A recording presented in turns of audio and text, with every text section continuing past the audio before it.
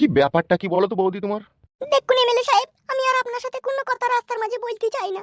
What? কেন? তার কারণ অনেক মেয়ে আমাকে সন্দেহ করছে। পাড়াতে তোমার লেগে আর আমার লেগে একটা বদনাম ছড়িয়ে গিয়েছে, সবাই আমাকে কথায় কথায় এমএলএ ভাতারি বলে।